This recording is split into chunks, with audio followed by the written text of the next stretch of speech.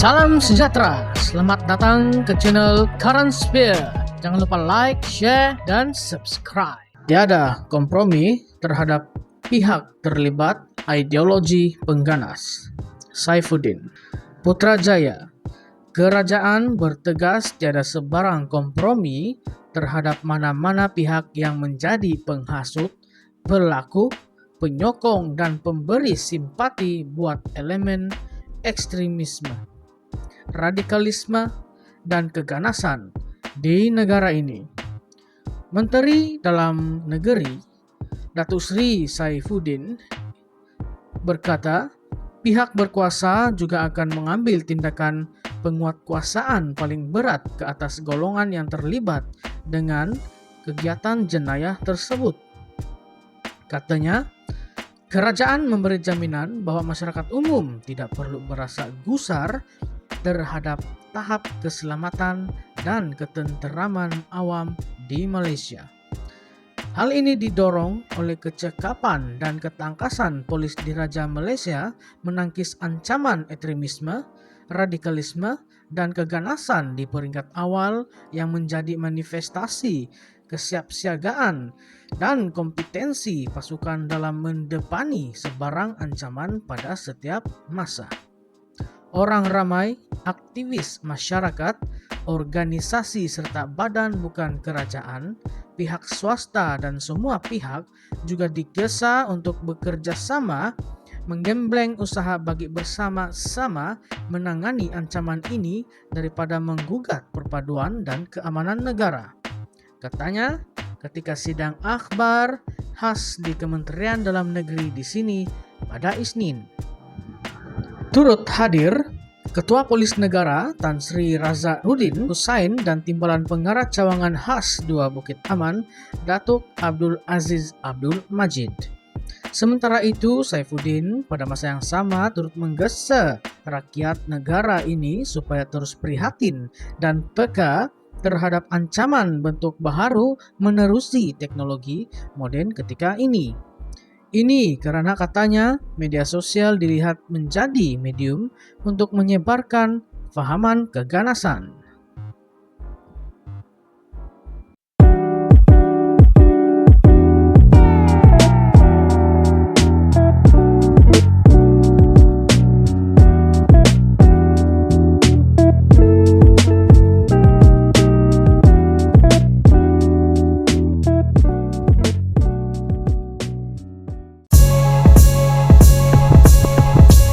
Salam sejahtera, selamat datang ke channel Current Sphere.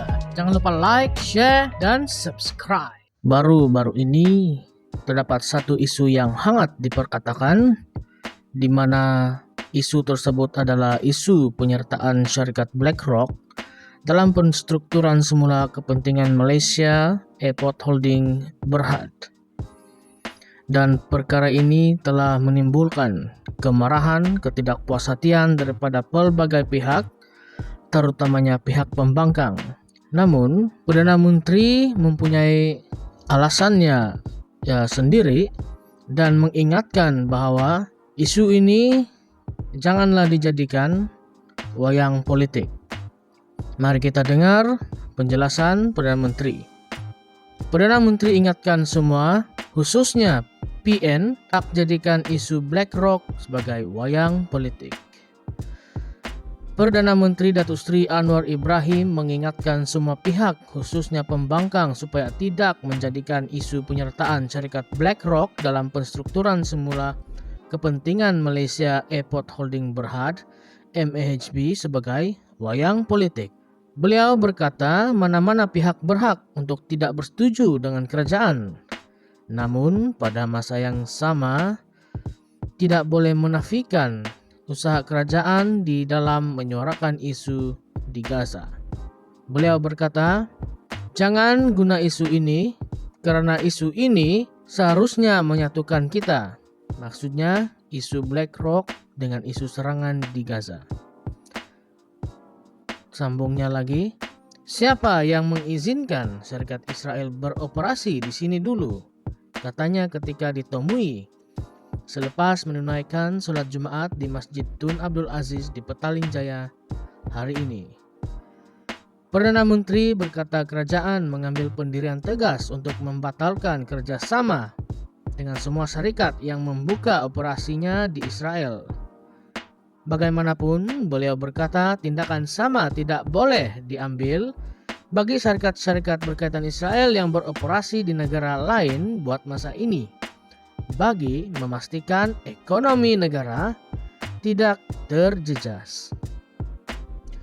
Syarikat yang ada operasi di Amerika, Jerman, China, tapi ada kaitan dengan Israel, tiada upaya kita dalam keadaan sekarang membatalkannya karena ia akan menjejaskan ekonomi negara. Jadi sementara saya akan keras memperjuangkan dan membela nasib rakyat Palestina, khususnya di Gaza, berdepan dengan siapa sahaja, tapi saya tidak mahu melemahkan kekuatan ekonomi negara. Kalau syarikat itu dari Israel, saya tetap tegas, katanya. Pembangkang ketika ini mendakwa BlackRock, sebuah firma dikatakan mempunyai kaitan dengan Israel, memiliki pegangan dalam Malaysia Airports Holdings Berhad (MAHB).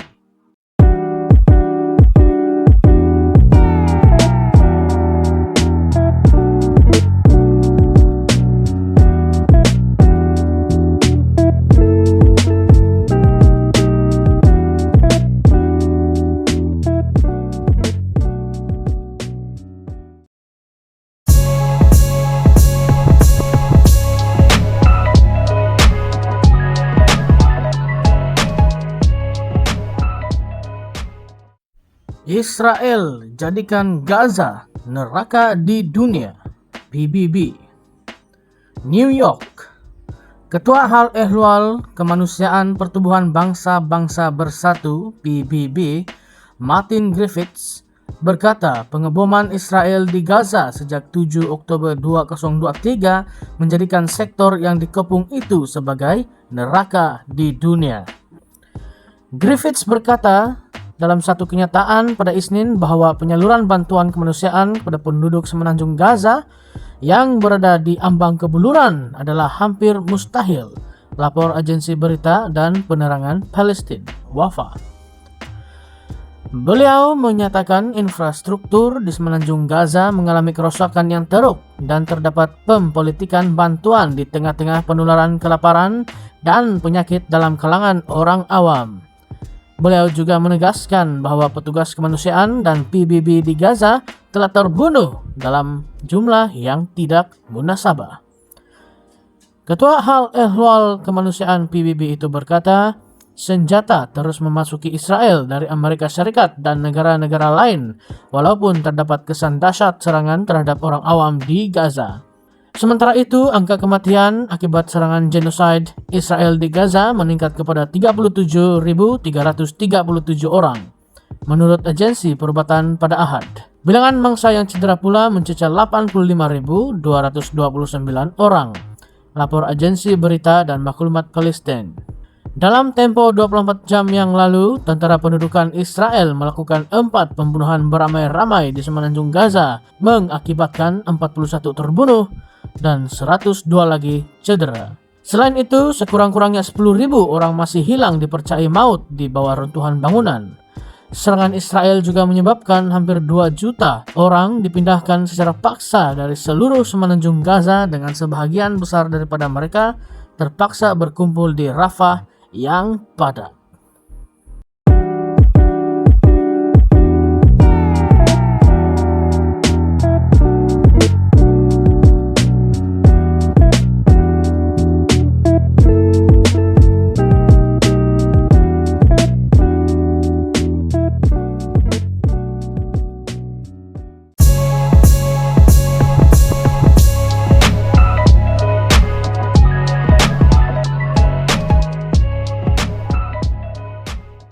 Boycott, Divestment and Sanction (BDS). Malaysia mengecam tindakan vandalisme ke atas restoran makanan segera di Selangor, melabelkan tindakan itu sebagai sesat dan jenayah. BDS, sebuah gerakan yang menyokong boikot terhadap kepentingan Israel, berkata bahwa ia tidak membenarkan keganasan. Tiada keperluan untuk tindakan jenayah bagi meraih sokongan orang ramai dalam memperjuangkan kebebasan Palestina. Emosi tegang yang disebabkan oleh pembunuhan beramai-ramai yang berterusan di Gaza harus dizahirkan melalui tindakan kreatif dan sah yang akan memajukan perjuangan Palestina untuk kebebasan dan keadilan, katanya dalam satu kenyataan hari ini.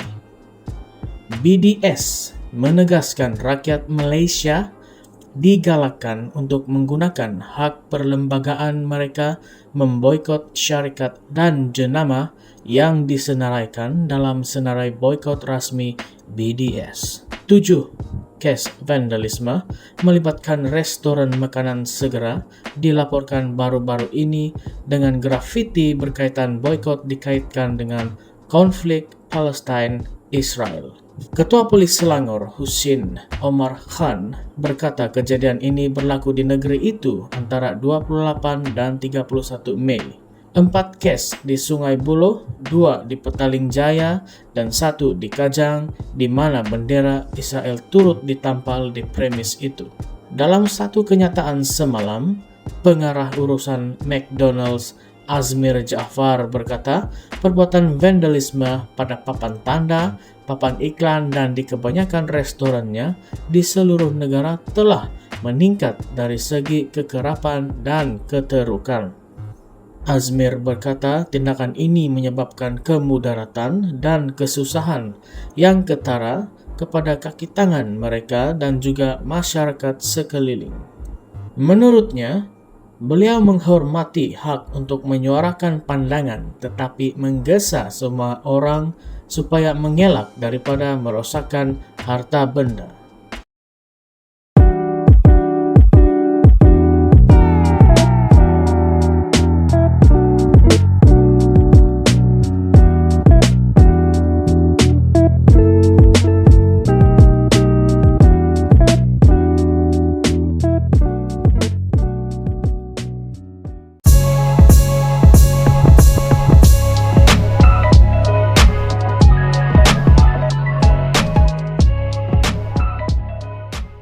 Kes saman Muhyiddin terhadap Puad selesai secara baik. Kuala Lumpur, kes saman difailkan Tan Sri Muhyiddin Yassin terhadap Datuk Dr. Mohd Puad Zarkashi berhubung kenyataan yang didakwa berbaur fitnah di laman Facebooknya berkaitan perintah kuarantin membabitkan bekas Perdana Menteri itu diselesaikan secara baik di Mahkamah Tinggi di sini hari ini. Hakim Hayatul Akmal Abdul Aziz merekodkan penyelesaian kes itu selepas Peguam Rosli Dahlan yang mewakili Muhyiddin memaklumkan bahawa pihak-pihak terlibat telah mencapai penyelesaian dengan syarat-syarat dipersetujui. Peguam Mohd Syahril Madisa yang mewakili Mohd Puad mengesahkan kedua-dua pihak mencapai penyelesaian damai dan defendan Mohd Puad Zarkashi menawarkan kenyataan yang dipersetujui. Mohd Puad yang membacakan kenyataan itu di mahkamah hari ini berkata pada 9 Februari 2021, beliau telah menerbitkan kenyataan di Facebooknya berkenaan tempoh kuarantin di bawah Perintah Pencegahan, Pengawalan Penyakit Berjangkit, Pengecualian 2021 yang dianggap tidak benar dan memfitnah Muhyiddin. Beliau berkata pada 1 Mac 2021, Muhyiddin telah menyaman dan mendapatkan injungsi ex parte terhadapnya dan beliau telah memadamkan kenyataan itu di semua laman media sosialnya. Isu itu timbul ketika negara mendepani pandemik COVID-19. Sejak itu, kerajaan telah berjaya membendung dan negara telah keluar daripada pandemik COVID-19. Saya berterima kasih kepada Tan Sri Muhyiddin kerana tidak memanjangkan lagi isu ini dan segala kesulitan amatlah dikesali, katanya. Kenyataan yang dipersetujui itu akan diterbitkan di Facebook Defendan atas nama Der Puad Zarkashi. Mohd Puad dan Muhyiddin kemudian bersalaman sebagai tanda silaturahim dan penyelesaian damai. Mahkamah turut melapangkan tarikh-tarikh perbicaraan yang ditetapkan sebelum ini. Menerusi writ saman yang difailkan dalam kapasiti pribadi Muhyiddin, mendakwa pada 9 Februari 20 21. Mohd Puad telah menerbitkan satu hantaran di laman Facebook di bawah nama Dr. Puad Zarkashi dengan tajuk "Kuarantin pun ada 2 darjat". Beliau berkata, hantaran itu merujuk kepada PM yang merupakan singkatan kepada Perdana Menteri dan mengandungi kenyataan tidak benar, tidak wajar, tidak berasas dan jahat serta memfitnah beliau. Muhyiddin mendakwa kenyataan itu membawa maksud bahawa beliau dan rombongannya enggan menjalani kuarantin selama 10 hari selepas mereka pulang dari lawatan rasmi ke Jakarta, Indonesia.